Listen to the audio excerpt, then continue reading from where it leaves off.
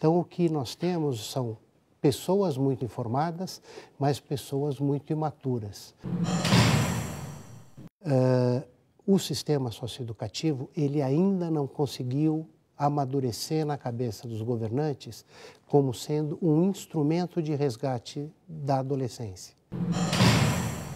Hoje em dia, está me deixando muito sensível, são as mães drogaditas, né? Em especial as mães que consomem o crack. Procure fazer o melhor sempre. Acertar é uma consequência.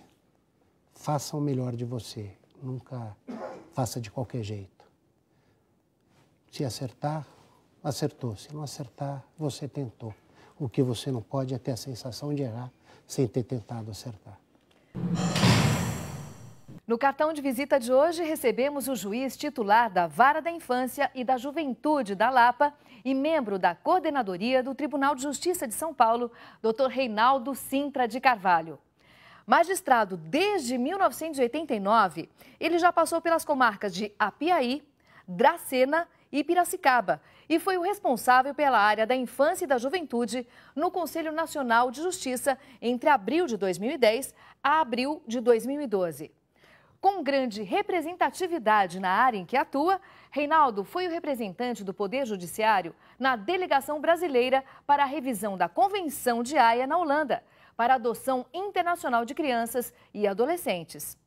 Hoje, porém, queremos saber qual a opinião dele sobre a adoção de menores e também se devemos reduzir ou não a maioridade penal em um país que cada vez mais cedo as crianças começam a ingressar em organizações criminosas.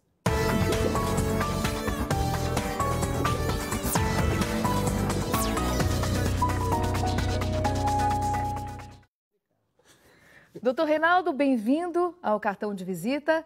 Eu quero saber como é atuar na área da infância e da juventude e quais são os maiores desafios dessa área. Atuar na área da infância e juventude é muito complicado. É, ao mesmo tempo, um ópio que você se perde dentro da matéria porque você tem um contato direto com as crianças, com os adolescentes, com as famílias, você se envolve, senão você não consegue ser um bom juiz da infância, você se envolve numa estrutura familiar, numa estrutura desgastada. E isso te motiva muito, te dá um grande prazer quando você consegue, de alguma maneira, resgatar aquela família, resgatar aquele jovem, para que ele novamente possa seguir um trilho de vida razoável dentro daquilo que se espera. E os jovens estão ingressando cada vez mais cedo, né, no crime. O senhor acha necessário a redução da maioridade penal, por exemplo? Não, eu pessoalmente sou radicalmente contrário. Eu acredito que existe uma grande confusão entre conhecimento, entre informação e maturidade. Hoje os jovens têm uma quantidade de informação muito grande, pela televisão, pelo computador, internet, Twitter, por uma série de fatores, mas eles estão cada vez com uma capacidade menor de maturidade afetiva, que é o que caracteriza ele se transformar num adulto ou permanecer como adolescente. Então o que nós temos são pessoas muito informadas, mas pessoas muito imaturas. E isso eu acho que é até fácil de você perceber, né? Mesmo fora da criminalidade, se você olhar hoje, na minha época de adolescência, de jovem adulto, com 20 e poucos anos, você tinha uma independência, você buscava uma independência econômica, uma independência afetiva, você normalmente já estava namorando firme. Tinha objetivos, Tinha os objetivos definidos de vida, né? Então, com 20 e poucos anos, era uma idade normal de se casar, de sair de casa, e quando não casava, você procurava morar sozinho para ter sua liberdade, seu espaço. E se você olhar hoje a nossa juventude, as pessoas estão ficando na casa dos pais até os 25, 28, 30 e poucos anos. E como é que fica a situação das crianças que trabalham na mídia, por exemplo, doutor Reinaldo? A gente tem essa preocupação? Veja, uma preocupação bastante grande, não só com o trabalho na mídia, mas com o trabalho em si. O estatuto é muito rígido quando ele proíbe o adolescente até os 16 anos de trabalhar, de ter um contato com uma atividade rentável e uma série de situações que poderiam ser consideradas trabalho, né? O que eu penso, o que eu defendo é que o que a Constituição pretende, o que ela quer, o que ela na verdade diz, é que você não pode deixar a criança e o adolescente trabalharem se isso representar a perda da infância e a perda da adolescência.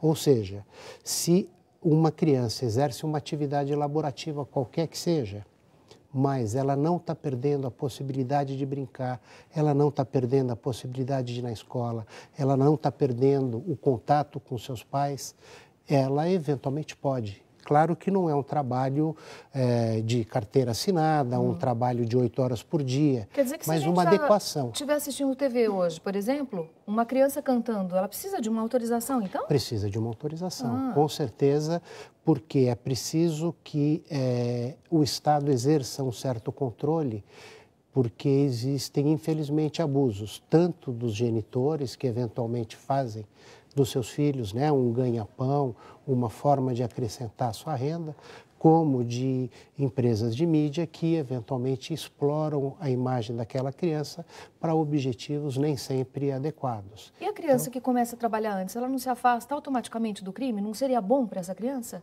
Veja, por isso que eu defendo que ela possa trabalhar, mas é preciso que se preserve essa criança. Então, a minha posição sempre foi de que, se ela consegue estudar, se ela consegue ter uma atividade própria da sua idade, o adolescente ele pode ir numa festa, ele vai praticar um esporte, ele vai ter convívio com os amigos, eu pessoalmente não vejo problema em que ele trabalhe. Agora, é preciso esse controle para que esse trabalho não signifique que os pais se acomodem ou que alguém está explorando esse adolescente para que ele, para oferir lucros com a atividade dele. Então, é preciso ter um balanço muito definido, muito correto com relação a isso. Senão, você volta no estágio anterior ao Estatuto, que era a gente tendo crianças aí de 12, 13, 14 anos trabalhando como empregada doméstica, fora da escola, trabalhando por comida e moradia, né? Isso é o que nós temos que evitar. A Constituição e o Estatuto, para mim, eles pregam essa diferenciação. O trabalho, ele pode ser exercido, mas não como primeira atividade e em desrespeito àquilo, às necessidades da criança e do adolescente. Notícias recentes, nós vimos a gangue dos playboys, né? Então, aí a gente está falando de jovens de classe C até classe alta que se envolveram no crime. Como é que o senhor vê isso, doutor Reinaldo? A criminalidade na juventude, ela está muito ligada a uma busca de status dentro do seu grupo de acolhimento. Ah, eu sou o poderoso, Exatamente. Eu faço isso, eu faço aquilo. Exatamente. É o líder. É o né? líder, ele procura alguma forma de sobressair. É uma inversão de valores também, né? Uma inversão de valores, total. mas que se nós lembrarmos, nós também tivemos momentos, não claro de criminalidade, Sim, eu entendi. mas em que você busca dentro do seu grupo sobressair. Ou com uma roupa mais bonita, ou com um penteado, ou com uma maquiagem diferente, ou uma música que só você sabe cantar, então todo mundo se reverencia, né? Se abaixa, ela canta, ela toca violão. Essa é uma forma correta de buscar ascensão dentro do seu grupo de pertencimento. O que acontece é que, às vezes, esse grupo te leva a atitudes e condutas que são delituosas. Então, uma pessoa que tem carro, que estuda numa escola paga, que tem todos os confortos da vida, ela não necessita. Não tem razão lógica para que ela furte, sequestre, mate. Para cometer um crime. Cometer um crime. Ela só vai simplesmente para ter a emoção, a adrenalina, para mostrar que ela é capaz, para mostrar que ela é mais forte. E isso é uma deturpação dessa vontade adolescente de pertencimento, de ser aceito em um grupo. E o perigo é quando a gente não percebe isso com os nossos filhos, com os alunos da escola, que existe um grupo, eventualmente, que está cobrando um pertencimento que custa muito caro, que é o pertencimento através da violência, através da ilicitude ou de condutas não aceitas pela sociedade. Em São Paulo, nós temos a Fundação Casa, a antiga FEBEM, que é bastante criticada, aliás, por muitos setores da sociedade. O sistema socioeducativo no Brasil já é um reflexo do sistema carcerário, doutor Reinaldo? Olha, eu Eu posso falar a nível nacional, porque quando eu estive no CNJ, nós realizamos um trabalho com o sistema socioeducativo, onde foram visitadas todas as unidades de internação. Então, nós visitamos 300 e poucas unidades no Brasil inteiro, do Amazonas ao Rio Grande do Sul. O sistema socioeducativo, ele ainda não conseguiu amadurecer na cabeça dos governantes como sendo um instrumento de resgate da adolescência. Então, ele é muito abandonado pelo Poder Executivo, pelos governos de Estado. Unidades depreciadas, catastróficas, sem higiene, sem atividade, que se equiparam, nesses casos, a um sistema prisional, onde não existe uma vontade de fazer nada pelo jovem, existe só a vontade de segregar. Ele fez uma besteira, tira ele do convívio, esquece, ele fica lá um tempo, depois ele volta. E quando a ideia da medida socioeducativa é o contrário. E quando se ouve uma notícia, por exemplo, que o Brasil é o país número 1 em homicídios no mundo, como é que você vê isso, Reinaldo? O homicídio é a barbárie máxima na minha avaliação. Eu acho que falta para a gente um pouco de educação, um pouco de controle das pessoas com relação aos seus limites, que infelizmente a nossa sociedade hoje está muito sem limite, né? O certo e o errado não estão mais marcados com uma tinta forte. Eu brincava no interior que se a gente tirasse a cachaça e a faca, fechava o fórum, porque as brigas não aconteciam, as violências, as lesões corporais, os homicídios, né? Principalmente em cidades menores, tirou a faca e a cachaça acaba a criminalidade. Voltando a falar um pouquinho da sua área, Uhum. o que você acha da lei da adoção no Brasil, Reinaldo? Eu acho que é uma lei que tem se aperfeiçoado com o passar do tempo. Você sentiu mudança nessa lei? Eu senti muita mudança, porque ela colocou alguns parâmetros para o sistema de justiça que começam a ser incorporados e começam a funcionar E agora, o processo não continua lento e burocrático para se adotar uma criança? Então, essa é um problema que eu, como operador do direito, como magistrado, eu não tiro a culpa do judiciário por uma certa demora. Mas o grande questionamento com relação à adoção é o questionamento da disponibilização da criança para ser adotada. É a tal da fila de espera. Agora, essa fila, ela tem alguns problemas. Eu não sou uma fábrica de crianças. O judiciário não fabrica crianças e põe no mercado de acordo com a demanda. O judiciário recebe crianças que vão ser cuidadas, famílias que perderam essas crianças, que vão ser cuidadas para ver se essas crianças podem voltar. Não dando certo, essa criança vai ser disponibilizada para adoção. Isso demanda sempre um tempo. E esse tempo faz com que as crianças saiam do perfil desejado por quem adota. Então, se você falar, eu quero adotar uma criança de 6, 7, 8, 9 anos, eu quero adotar um grupo de irmãos, 2, 3 irmãos, isso provavelmente você adota na hora. Existe essa criança. Agora, se você falar, eu quero um bebê, e bebê a gente considera até 1 ano, não é o bebê de fora, que é 1 mês, 2 meses. A gente considera 1 ano, 1 ano e pouco, a gente chama de bebê. Essa criança não existe para ser adotada. Essa criança... E é a mais procurada. É a mais procurada. Então, se eu quero essa criança, eu vou esperar 1 ano, 2 anos, ou 7 anos, 10 anos. Mesmo. Espera, porque ela não existe. Então, as pessoas questionam, chamam de burocrático, falam, porque as crianças sonhadas são crianças inexistentes. É preciso que ou eles assumam, né, que eles querem um objeto raríssimo, uma criança raríssima que não existe, ou eles desistem dessa criança. E a adoção internacional ainda é grande aqui no Brasil? É comum os estrangeiros, por exemplo, adotarem crianças brasileiras? Ela tem diminuído bastante. Já foi, então, maior o número? Já foi bem maior.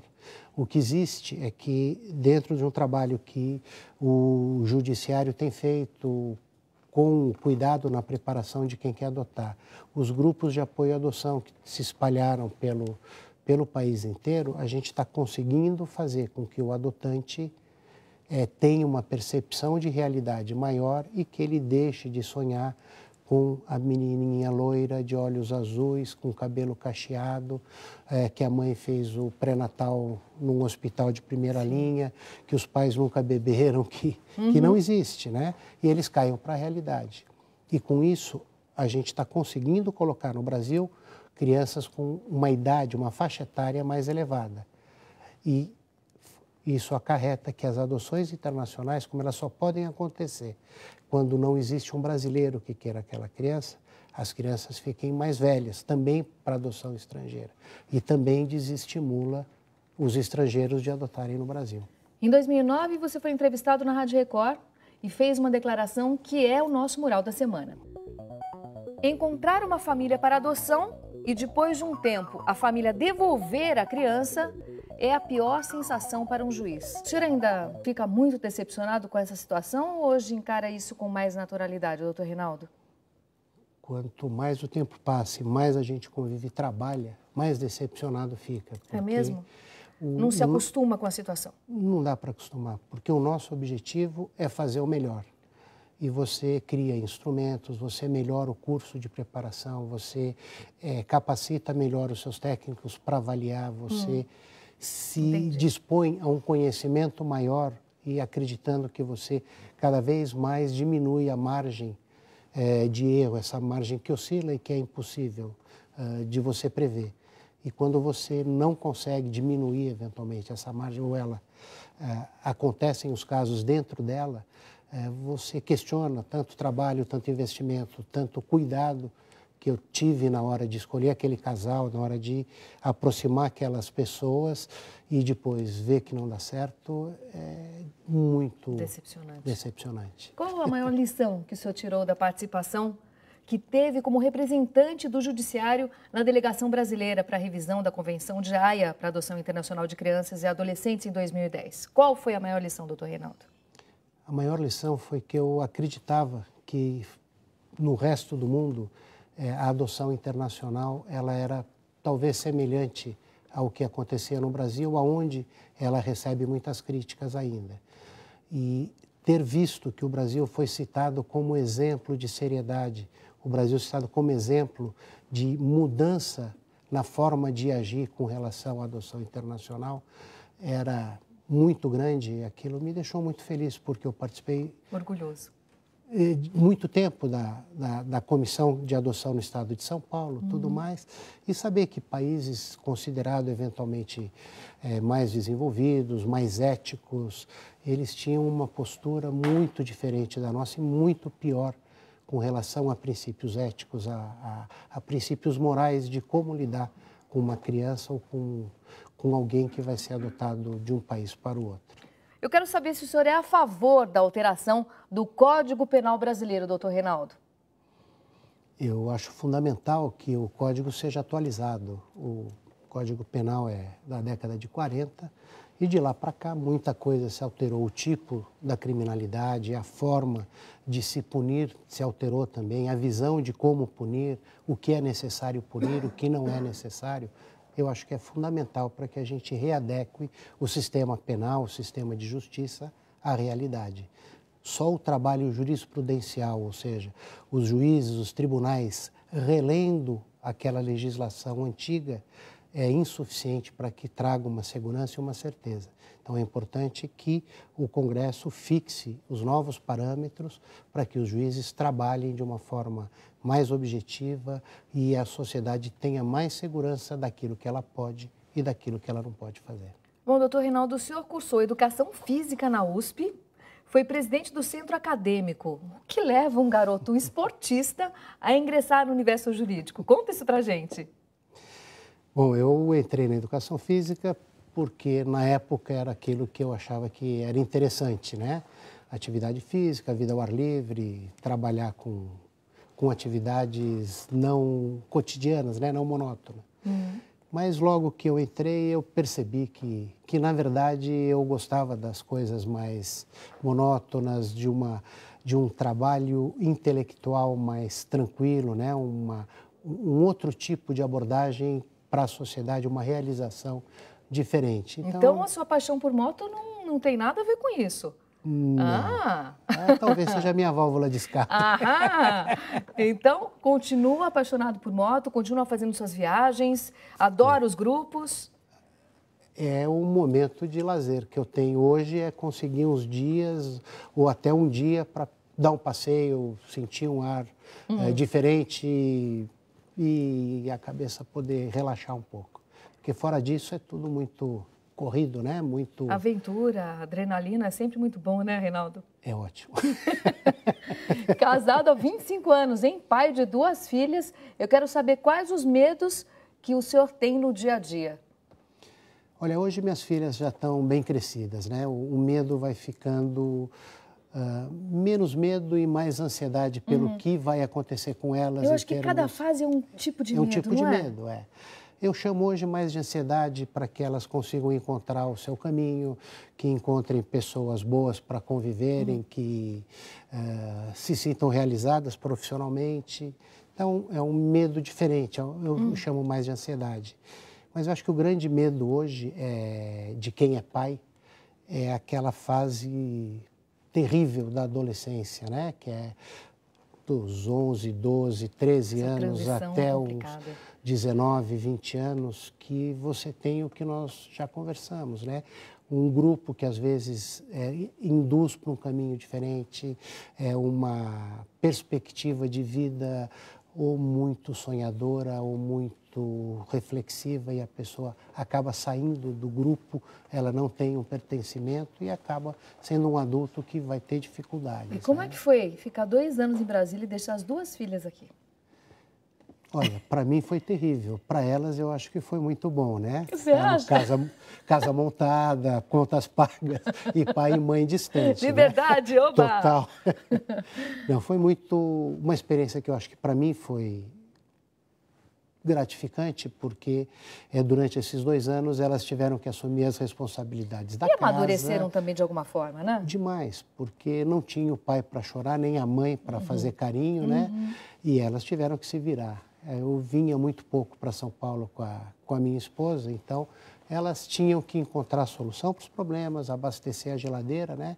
Talvez a grande descoberta, minha filha mais velha fala, que ela descobriu que quando você abre a geladeira, as coisas não estão lá dentro, você tem que colocar antes, né? E como foi ser assessor do primeiro homem do Supremo em Brasília? Uau! Uma responsabilidade monstruosa, né? Numa fase muito conturbada para o Poder Judiciário, um CNJ buscando ainda, como até hoje, uma identidade, um Supremo enfrentando uma crítica muito grande da sociedade. Então foi um momento bastante significativo, né? Sem monotonia, com muita coisa para se pensar, com muita coisa para se fazer e olhando, né, um país continental que nem o nosso e vendo as diferenças, como é complicado você pensar nacionalmente quando você tem um país no norte, outro país no sul, um país no nordeste, outro no centro-oeste.